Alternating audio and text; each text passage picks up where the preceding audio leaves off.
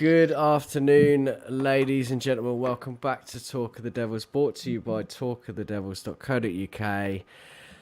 Oh man, what a frustrating game that was. We were talking backstage. Obviously, we need to take our chances, but we were the better team today. It just didn't work out for us. Lots of issues with, obviously, Tellez and a few other players.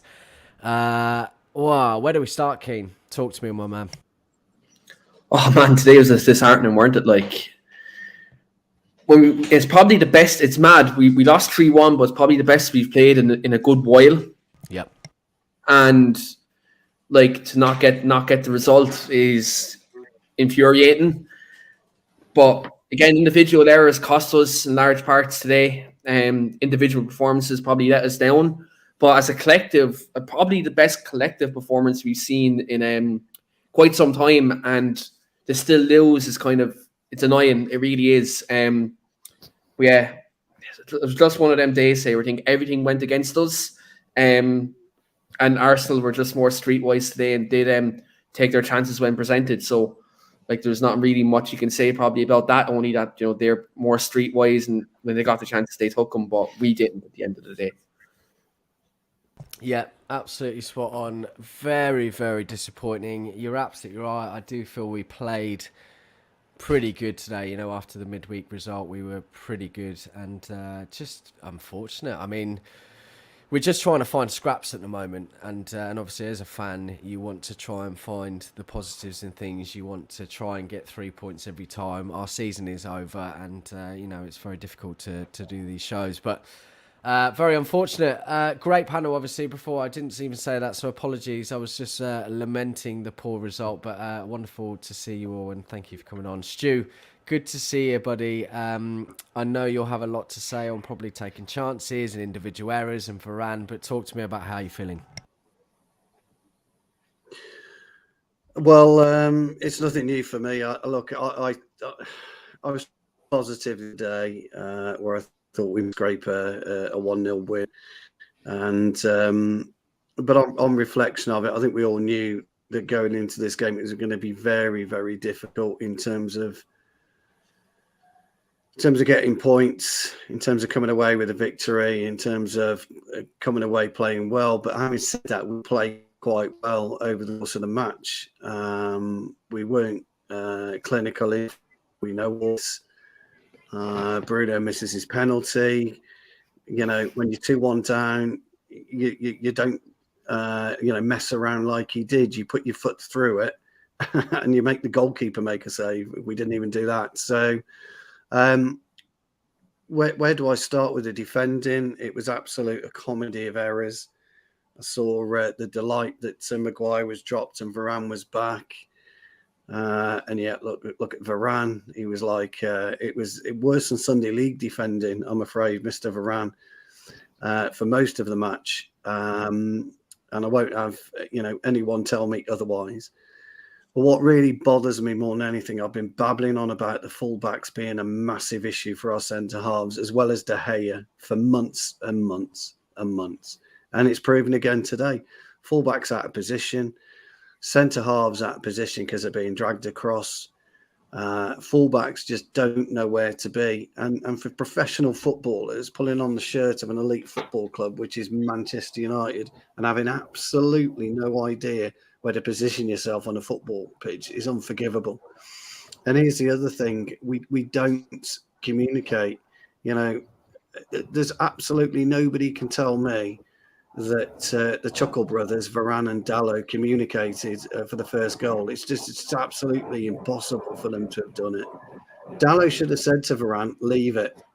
That would have, Varane's swipe of the air just changes the ball slightly for when Dalot is about to collect it. That's why Dalot misses it. If Varane had left it, the flight of the ball would have been more natural. Dalot could have done something about it, i.e. head it out for a corner kick, rather than him take a swipe because of Varane's swipe that's disrupted the airflow. But then, sorry, I'm talking about Tellez here, not Dalot. Apologies. And then, of course, on the back stick, you've got Dalot. Just run past me. I'm not going to do anything about it, And the guy's got an empty net. So I mean, that's just a few areas of where we were. We were just like the Keystone Cops at the back all the time. There's just no communication. There's no harmonious kind of a kind of stance with us. We just don't know what we're doing, and I cannot get my head around it. And the other thing I'm going to say is, if that had been Maguire for the very first goal, he would have absolutely been lambasted, and yet I didn't see anyone blame Varane for that. I didn't see anyone have a pop at Varane, nowhere. But they would have absolutely ripped Maguire to pieces. And so our fan base has got to start looking at reality moving forward now. We know where we are. Top four is gone. Do we want Europa League football or not? I think that's the decision the club has got to make. Do we want to finish outside the top 8, or do we want to go for European football? I like any type of European football, and I'd even be happy with the Europa Conference League. It doesn't matter to me.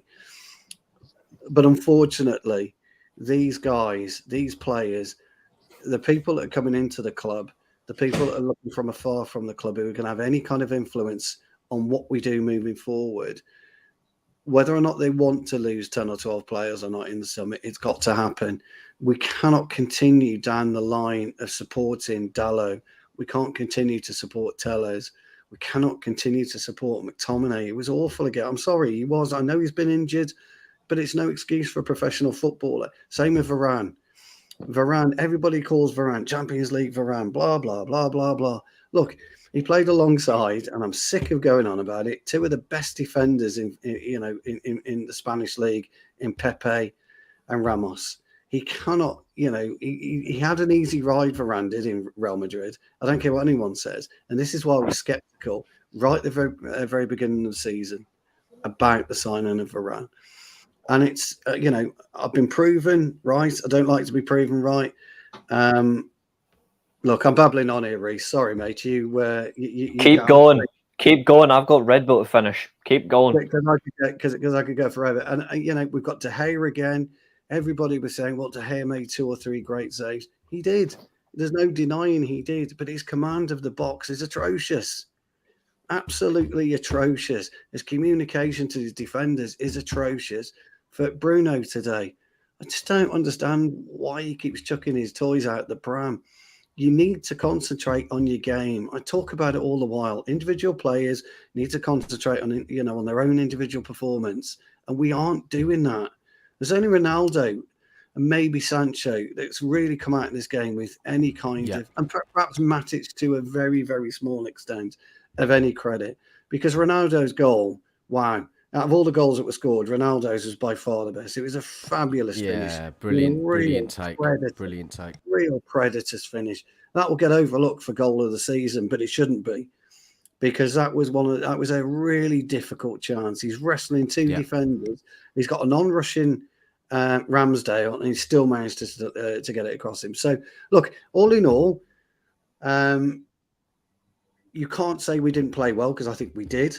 All in all, we didn't take our chances that we created. We've created more chances, I think, in today's game than we have done recently over the past 4 or 5 games. I just feel that our defence is just awful, and I think the fans need to really realise, by blaming Maguire or blaming certain players, it's a collective you blame now. And if this doesn't prove it today, nothing will. Sorry. Yeah. Absolutely spot on, matey. Great points there. Just going to come to the comments quickly, Reece, before I bring you in, my man. I know you've got a lot to get off your chest. Just wanted to say as well, lots of you on Twitter. Great to have you here, obviously, but come over to youtube.com/Talk of the Devils. We can't see your comments. Would love to obviously read those. Jamie in the comments here, the Marc Biggs reaction curse strikes again. I'm starting to worry if it is actually me or perhaps the team. Hopefully next season will prove that. Otherwise, we'll see. And we've also got the Riches as well. Really poor at the start, Rich Sports. Great to have you on, buddy. Richard James, defence is diabolical. We have players in there who should not be at the club. Not good enough. To blame Ralph for this is stupidity. Absolutely spot on. Varane gets a free pass with the fan base. Absolutely agreement there with Stu. Absolutely does. Hopefully it'll change next season. You know, sometimes it takes a little bit of time for players to come in and gel. And Varane is a good player. Yes, he's obviously been given a bit of a free pass from the players he's played with, but hopefully next season that will change. I thought Arsenal were not great today.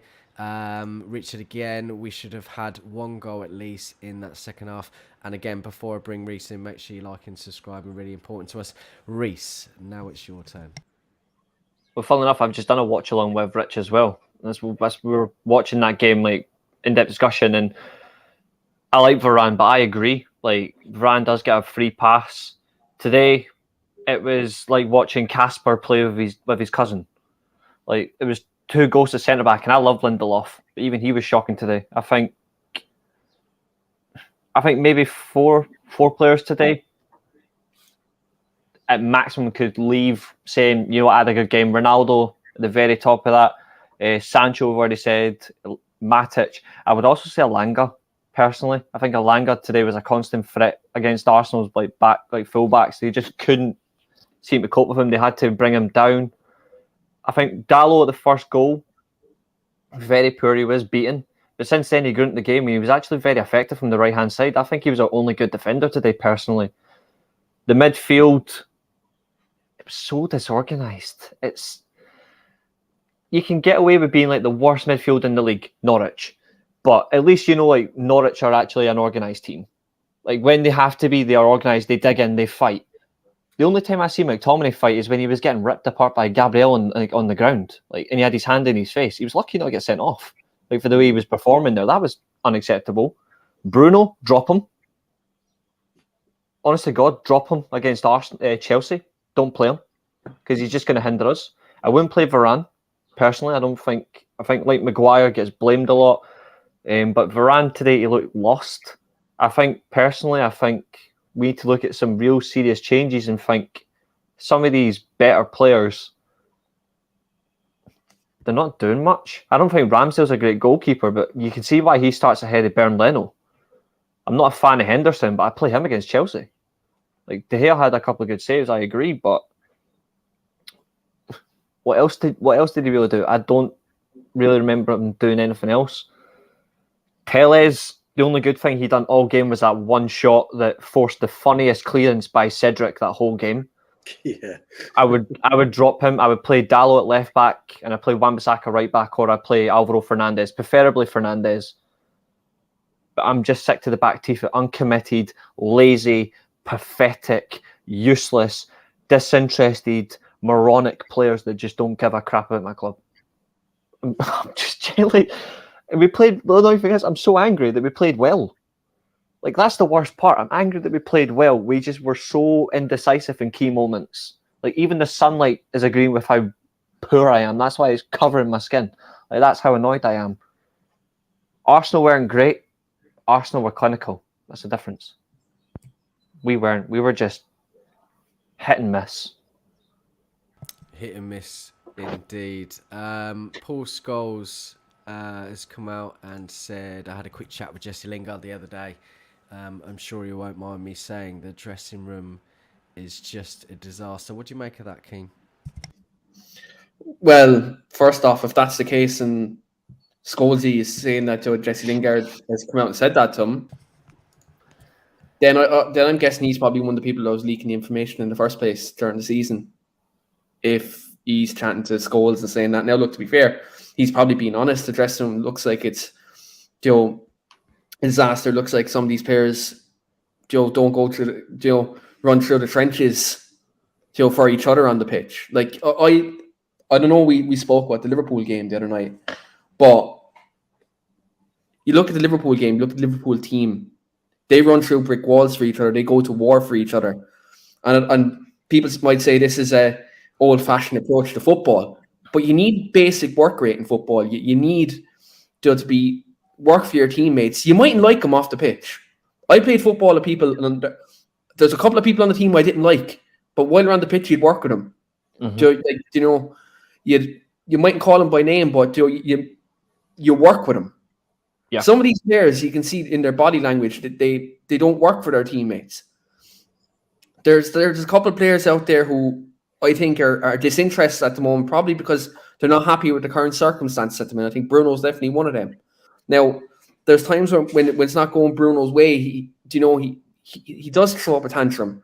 And Bruno needs to cut that out of his game. And everyone knows who watch this channel, I love Bruno Fernandes. I think he's a brilliant footballer. I think he's talented. And I think, under Ten Hag can maybe prosper in that system. But see these other things like moaning, bitching, these things, he needs to stop that. He needs to cut that out of his game. Simple as that. Bruno Fernandes needs to cut that out of his game. He needs to go back to basics. Just go back to basics. Go back to working hard. Go back to being a talismanic figure in the team and being a leader. Because he was that for the first 2 years.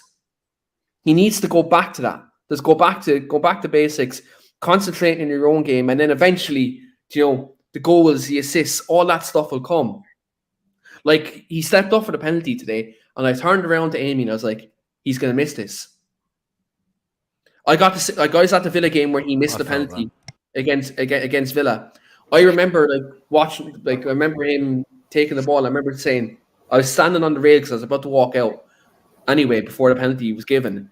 And I turned around, he's missing this against Villa. I got that same feeling today that he'd miss. It's just his body language. His body language told me he was missing this. And I don't know why, I know, Mark, you point this out earlier, offline, that they probably gave him the penalty to boost his confidence. But we're not in a position to be boosting players' confidence. No, you're absolutely right. We're not in that. No, fair enough. If we're 3-1 up in that game, right? If we're 3-1 up, then you give the ball to Bruno and say, right, boy, look, this is your chance to get a goal, and, put us 4-1 up, game's over. There's your confidence boost. Not when you're 2-1 down fighting for the top 4. That's not I know people might say top 4 was already gone, but you beat Arsenal today, there's still a chance. Do you know what I mean? There's still a chance. You always play for that chance. Yeah. Yeah. And to be fair, I don't know, was it Ralph Rangnick that made that decision on the fly to give Bruno the ball? I can't imagine Ronaldo not taking that penalty. Considering bar Middlesbrough, he scored most of his penalties this season. He scored a penalty against Arsenal this season as well at Old Trafford. So I don't understand why that was the case. Again, that shows the dysfunctional nature of this football club, that there's no decisive decisions being made. But I don't know. I just can't wait for this season to be over, to be quite honest. And Erik ten Hag takes over this team. And look, fundamentally, outside of the first team, structural changes are made in this football club, because there's a lot wrong. And you can talk about first team, you can talk about tactics, you can talk about individual errors, blah, blah, blah, blah, blah, blah, blah. But this football club is broken from top to bottom. Yeah. And quite frankly, when the culture from the top of this football club is set for failure, and there's not a proactive winning mentality from the top, how do you expect that to trickle down to the first team and say, all right, lads, look, we're not really focused on winning trophies. We're not really focused on, success. We only want Champions League football. We only want that revenue. When that mentality is set from the top, how do you expect a dressing room to kind of have that winning mentality? It's nonsense. It's absolute nonsense. And I'm not, again, before people take this out of context, I'm not blaming the Glazers for this loss today. I'm not blaming the Glazers. No way. But when you look at long term, you look at the overall picture of this football club, and you look at this, not just this season, but 10 years post Sir Alex Ferguson. When the standard is set so low from the top, how would you expect it, to be high on the pitch? It can't be. Because I know that there's a saying that a certain thing goes downhill. We all know what that phrase is, right? Mm-hmm. When that standard is set from the top, then how would you expect it to be right on the pitch, and how would you expect the dressing room to be together? The club is just in a very bad position. Ten Hag's going to come in. Ten Hag's going to try implement his ideas. We might see a bounce in the first 5-6 games of the season, but if he's not given that platform going forward, then I don't know what to say. I hope the protests are ramped up. I hope the protests are ramped up tenfold now, because I'm sick to death of having to put all my time, all my effort into this football club, and then the football club not giving it back to us. Like, look at the fans today. 12:30. This game was actually meant to be the 5:30 kickoff today, by the way, as well, right? This game was meant to be the 5:30 kickoff. On 2 weeks' notice, they gave the United fans 2 weeks' notice to change it to 12:30, right? So imagine the away fans leaving probably Manchester 5-6 o'clock this morning to get to London for this game. And like, you're at some stages, you're seeing lack of commitment, lack of effort, and lack of compassion towards the fans. And by the way, Richard, you're on about my jersey. I bought this off DH Gate, so nice try there. But like, knew that was coming. Yeah, but like, to be fair, when the match going fans had to get up at like 5-6 o'clock in the morning to travel to London, and then certain players not going over, clapping them, and some players aren't showing effort. That's not good enough. That's not good enough, and I'm just sick to death of it. Yeah, I absolutely. Mine was from Adidas UK, pal. But to be fair, any shirts I'm actually. Funny thing is, though, is I don't buy my Man United shirts anymore. Like my dad buys them for me every year. So Richard, did I give the money to the football club? I didn't give it to the football club. I gave DH. I go to other stores. Fake jersey. Yeah, I prefer retro. I go elsewhere. I don't buy anywhere for the club. I will say this though, just back with your points there. There's 2 reasons why Bruno took that penalty today. 1, he hasn't scored or assisted in 8 games, and 2, he pulled rank on Ronaldo, which is pathetic. He pulled rank on him because he's wearing that captain's armband. He pulled rank, and he couldn't pull rank in a flaming zoo, so he shouldn't be hitting that penalty in the first place. I'm going to move away from the product thing. So anyway, back to the game. Talking about VAR today. It was a shambles. No, we've got to, unfortunately. It was a shambles, and Rio Ferdinand said VAR got more wrong than it got right today. I think that's been obviously a typical thing this season, but it certainly did. And listen, I know we have to take our chances. We should have scored our penalty. But it was a shambles today. What do you make of that, Stu? Look, I've never been a fan of VAR. I don't think it should have been introduced. I think football is about jeopardy. And jeopardy for me is you don't need to second guess anything, or shouldn't be second guessing anything with modern technology. But look, we are where we are. Look, the problem is that if VAR highlights something and we can all see what's happening, then all it does, it adds a bit of flames to an already simmering fire that can explode in your face. And unfortunately, that's all VAR does. It just explodes in your face. Everybody talks about it. Well, VAR have got that wrong. The ref's done this, the ref's done that. The bottom line is when you're playing football, you cannot rely on the referee. I keep saying exactly. A game of football by the way you are operating as a unit and the way that you are organising yourself on that pitch as a unit. So when you're up against it and when you're being pummeled down the right or you're pummeled down the left, and if you don't do anything about that while you're playing, during the game, if you haven't got anyone there that can organise you during the game, it doesn't matter what VAR does, if I'm being brutally honest, and it doesn't matter what the ref does, because what's happening is you're allowing teams to penetrate your defences. The idea is to keep them away from you, and then VAR doesn't come into it. Now, I know what people are saying, well, you've got the Elanga trip, you've got the handball from Cedric, etc., etc. They didn't give it. So move on. We can't keep talking about decisions that don't go our way, as opposed to decisions that go against us. And when decisions go against you, it's tough. It really is.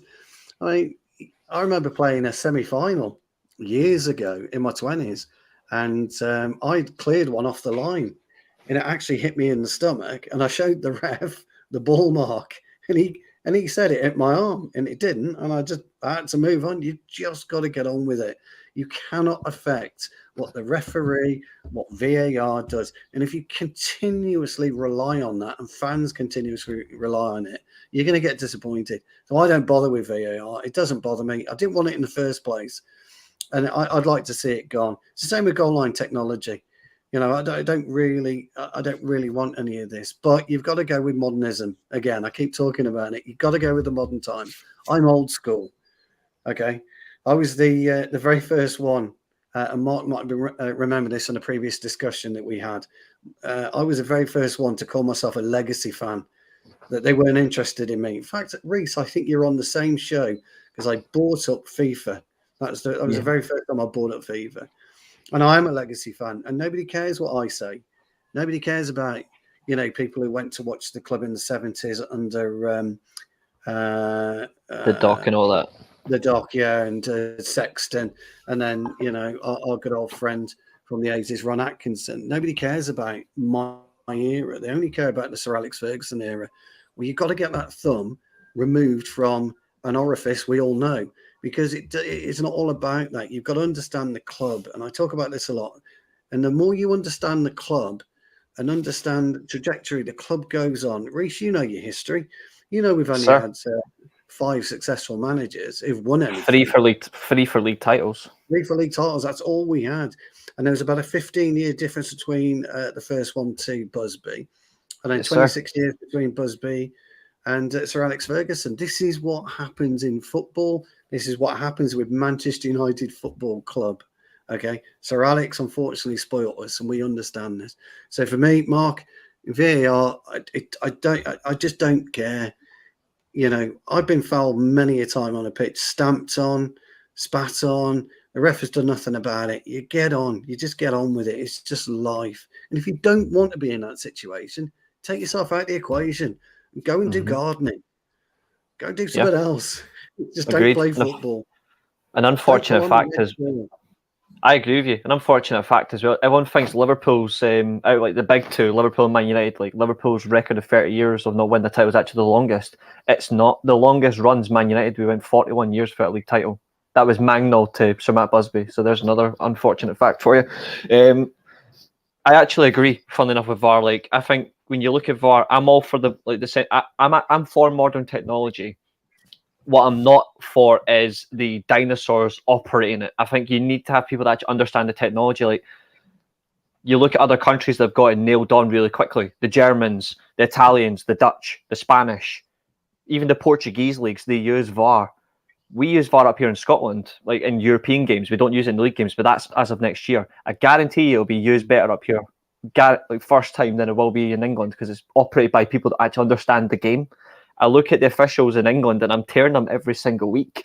But I've got, like, it's so easy for them to come at, like, for me to go at them, because every single week they're just repeating the same mistakes over and over. And I don't know if it's the FA just don't have good referee coaching courses for them to go and learn the game.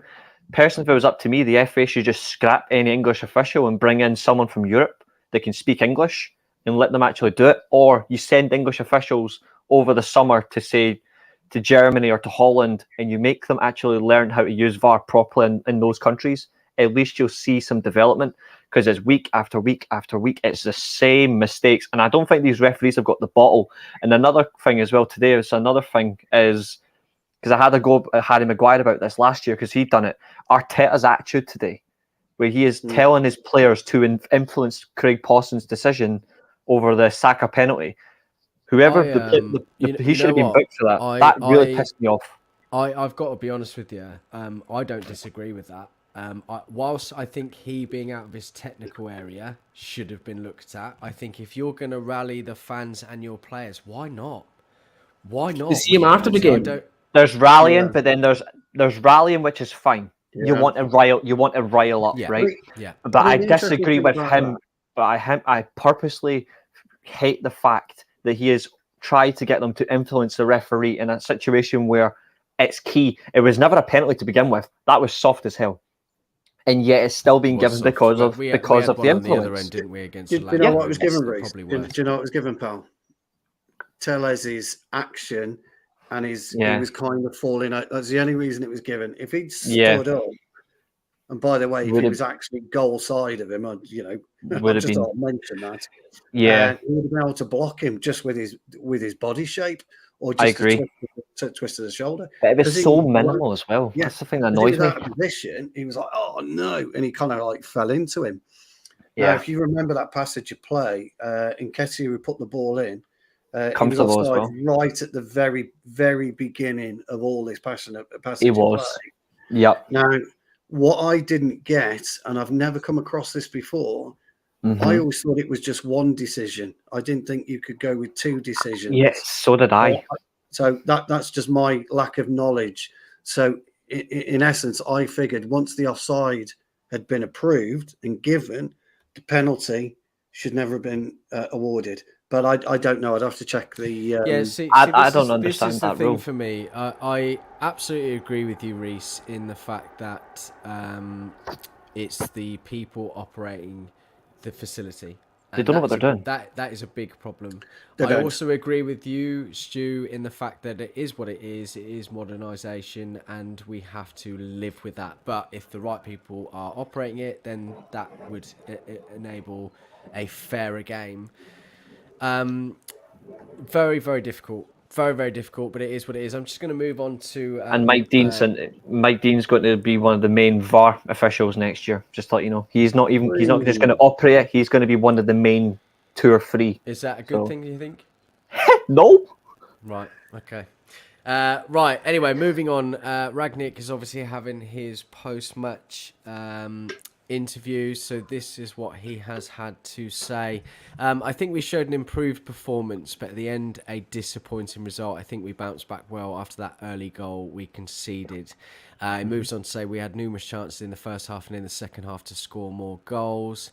That for me was the only weak side of our performance, the defensive errors today that we didn't defend in and around the box. For me, also there were 3 unlucky VAR decisions. The third goal of Arsenal was clearly offside. You can see it in the slow motion. The second of Cristiano was not offside. We were not very happy with the VAR decisions today. An improved display, but a disappointing result. He moves on to say about the missed penalty. Lots to go through here. Sorry, guys. It would have helped us a lot if that had been the equaliser, and probably would have changed the whole game in the end. Very unlucky for us. Obviously, Richard said that earlier on in the comments. If we had maybe put away that penalty, it could have changed the game. Ifs and buts. You know what I mean? It didn't happen, unfortunately. It's what it is in football. Football's all about it. Very fine lines and margins, isn't it? Sometimes, and that was pivotal today. Ragnick on what Ten Hag would be thinking. There was a lot of work for sure. We knew that before the game. We showed what football we can play. Although we had to deal with 2 early goals, we still showed the attitude. What kind of question is that? Well, I mean, His mind. I know. His mind won't even be on the game anyway because he's about to. He's got a half-free kickoff. He wouldn't be watching that game. His mind will be fully focused on the Ajax game. Very lousy journalism that is, but that's what he said. Very lazy. Journalism in this country isn't great anyway. Like, because you look, Ten Hag was driving into the Ajax training ground yesterday, and he stopped to take a picture with a young boy and his father. And the Sky Sports presenter goes over and shoves the microphone in his face. Yeah, I saw that. Idiots a lot. Idiots a lot of them. Like journalism these days, it's more clicks than actual doing the job. I think if you ask a journalist what their job is, they just go, one headline and hope it gets in the paper. It's what it is now, and it's quite. I like what he says, though. I think he's right. I think his dissection of the game is actually agreeable to me. I thought he was right. I thought we had enough chances. Our overall play at times was exceptional in the final third and moving forward. We all know where our problems lie. Yeah. We all know how glaringly bad they were. And would the penalty have changed the game? Who knows? Who knows? I think it does. I think it could have scored either. I mean, I put on our group chat. I think we've created enough chances to win. I thought Bruno, if I'm being honest with you, was too cocky.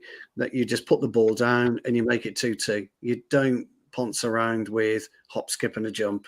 You just put your foot through the ball, and if you're going to hit it straight at Ramsdale, make sure it's hard enough to take him into the back of the net as well.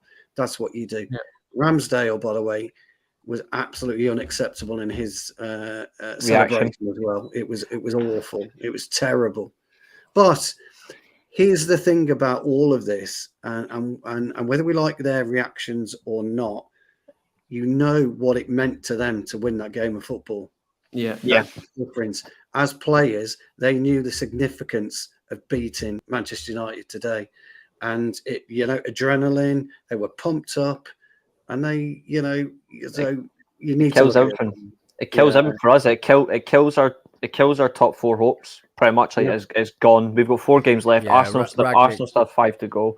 Ragnick said that. He said he was asked a question about top 4, which he's asked every week. Obviously, journalism again. But he should honestly tell the referees to just take a hike. Like, do a Van Gaal. Like, tell them just to get lost. Like, I wouldn't mind that. Like, unless you threw a fist, then I'd probably support it even more. But like, our top 4 hopes is gone. West Ham play obviously this weekend. They're 2 points behind us in the league. Yeah. Spurs tomorrow play Brentford away. I think Brentford could sneak it, but I think based on form, you wouldn't tip it. Tomorrow, yeah. I think you'd probably tip it to Spurs in terms of win the game, but I think Brentford at home have got a very good chance of taking something off Spurs. There's only 3 points between Arsenal and Spurs, but obviously Arsenal played a game more. I think you look at it now, and it's more or less Arsenal right now aren't even looking at Tottenham. Arsenal are looking at hunting down Chelsea. There's only 2 games played difference between them. Tottenham play Brentford today, don't they? Tomorrow. Tomorrow is it today? Tomorrow. I'm sure it's tomorrow. It's out. I know it's 5:30 kickoff. It's either today or tomorrow. We got moved today at 5:30. No, sorry, it's my mistake. Yeah, my mistake. It's West Ham tomorrow. It's West Ham tomorrow. Got moved, didn't they, because of their Fury fight? So that's it. That's why we got moved. And obviously, 2 London clubs can play. That's the only reason we got moved. But that's it. Sorry. Yeah, you're absolutely right. And we've got Chelsea on Thursday. We've got to go to Stamford Bridge. No, sorry, we're at home, aren't we? Yeah, that's it. Because I've sold my ticket. I did the buyback scheme with the club. I couldn't be bothered to go. Don't blame you. Don't blame you. But Chelsea have had problems themselves, but they must be rubbing their hands together. Timo Werner at the minute. People can laugh. I love Werner. Ask these two. Ask these really two. Come on, isn't he? It's going to be I would take Werner. I think.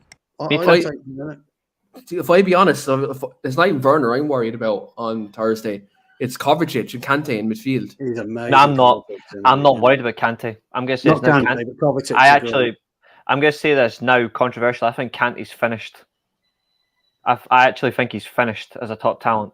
He's not, but I agree with Kovacic, King, 100%. Yeah, absolutely brilliant. Now, I was talking about organisation just a few moments ago. There is your organiser. He's absolutely amazing at organising. He's brilliant at it. Plugs the gaps because what he assesses. He's always assessing. He's always looking, speaking, communicating. Block the gap there. 5 yards further there. 2 yards back. He's doing it constantly. We just don't do that. We spend our time whinging and moaning or dreaming up stupid celebrations.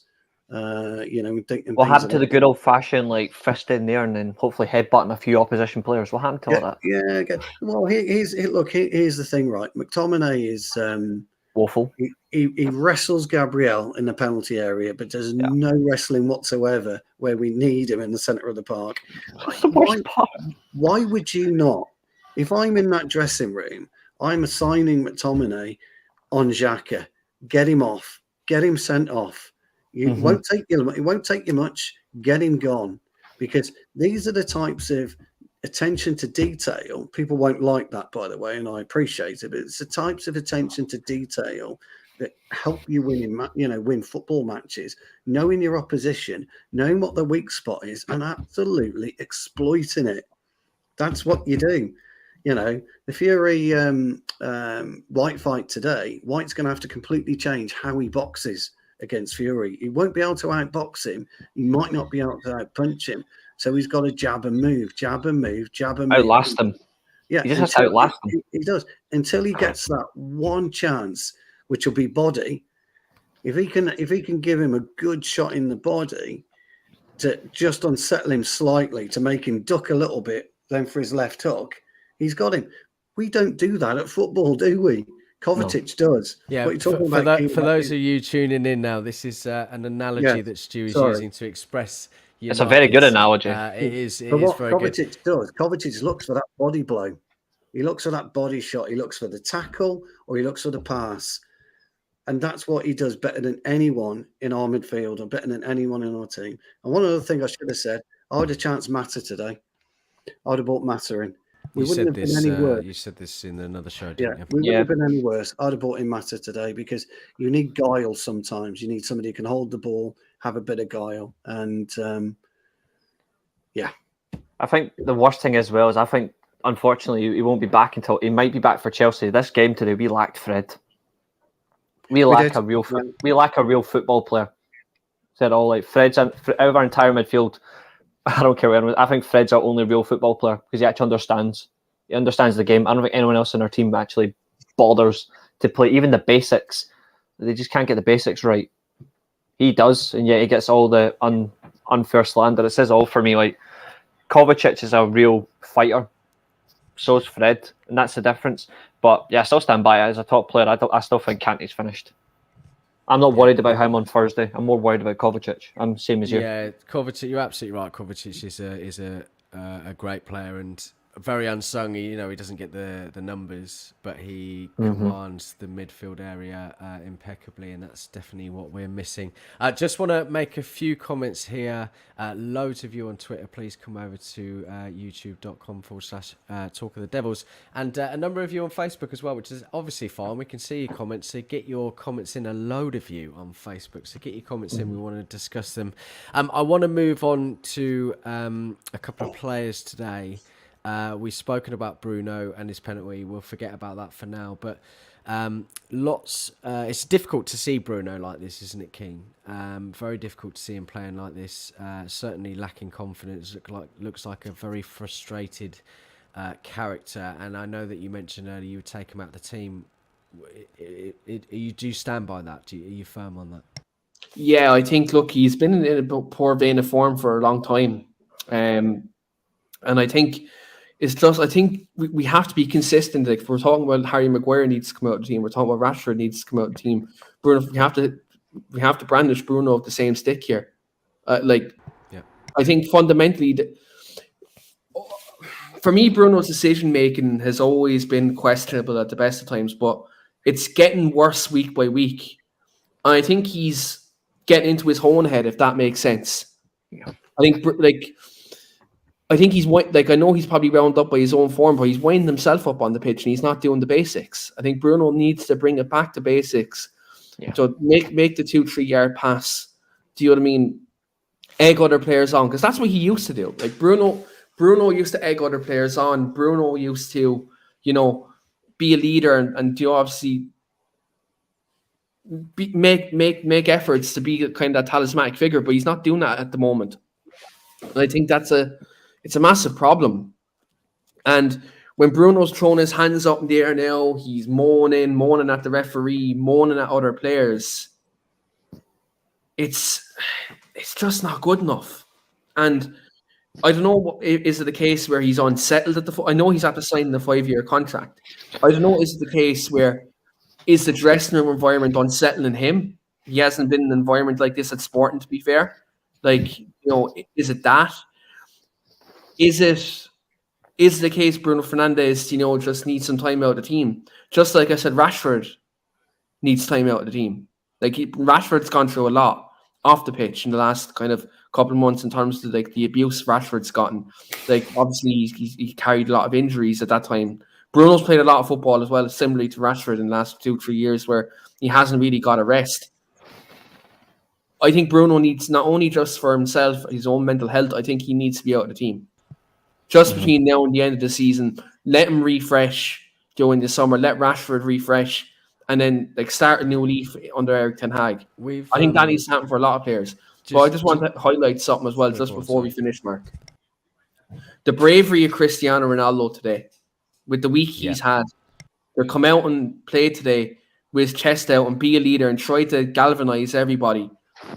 Props goes to him, not only just because of the goal he scored, but his overall mentality as a person, because that man's gone through a hell of a lot in his life, never mind football, a hell of a lot in his life, and to still stand up, be counted, be that leader. He knows what it means to play for Manchester. I know I said this the other night here on Talk to the Devils to Lee and Phil. Out of everyone in that squad, he knows what it means most to be a Red. And people should be looking at him and at this football club and take a leaf out of his book in terms of mentality. in terms of not leaving things get to you. Because Cristiano Ronaldo, by all means, probably shouldn't have played today with everything that's been going on. He went out there today and showed, I'm going to pump my chest out for them 90 minutes. I'm going to stand up, be counted. I'm going to be professional. And it was probably one of his best games this season, even despite the loss. People need to look at Cristiano Ronaldo and take a leaf out of his book. Yeah, absolutely. Well said, mate. Excellent. Yeah, said. I echo that. Agree. I echo I that. Absolutely. Just want to give out a shout out to Gaynor today. Really great to have you in the chat. She's done wonderfully with a number of things recently. She'll know what I mean. So thank you very much for coming in and showing your face. Really good to see you. Yeah, I'm gonna wrap up there, guys. A really difficult time today. Really difficult game, and we need to somehow come out with some sort of solace towards the end of the season. We need to still get the 3 points regardless on anyone's thoughts and objectives with Europe. I think we should be there. Yeah. Makes it difficult for us, but we have to come out with some sort of head held high, but it's going to be very, very difficult. The game next week against Chelsea, obviously very, very difficult. And of course, we will be there after that game for the reaction next week. So please come back and tune in. Appreciate all the comments today. Take a punt, play the kids. Honest to God, on Thursday, play Hannibal, play Garnacho, play Alanga, play Alvaro Fernandez. Yeah. And play Henderson. Play Henderson personally. Go for it. I was going to say that earlier. Actually, we've had this conversation about playing the kids. We had that conversation the other night with Lee and Phil on the last match reaction, and they were saying the same as well. If It's the over. season's lost, it's over. Bring in those players and give them a crack of the whip. We did that last season, didn't we? We did that the season before against Wolves when we saw the likes of Medjugorje for his first time. And I think we need to do that. And why not? I think they'll give you more passion, more fight, and more desire than any of these players other than 100%. Ronaldo, Sancho, and a couple others that can provide us. Thanks very much, guys. Really appreciate your time today. Thank you very much, boys, for coming on. Excellent as always. And we've got a show on Monday with Paul Parker again, usual at 10 a.m. with Keane. Actually, Keane's stepping into that role on Monday with Paul Parker. So really great stuff for him. Can I just plug something as well, Mark? Yeah, as well? Go for it, buddy. Go for it. Myself and Reese are here on Talk to Devils at 9 p.m. also with Ajax fan, Sahabi from the We Talk Ajax podcast. So we will be getting a full in-depth view on Eric Ten Hag as well. So do check that out at 9 p.m. Yeah, really great stuff. I'm sure will be a fabulous watch. Some really great stuff coming over the next few days. So please come back and share with your friends, like and subscribe, as I always say. And we will see you next time.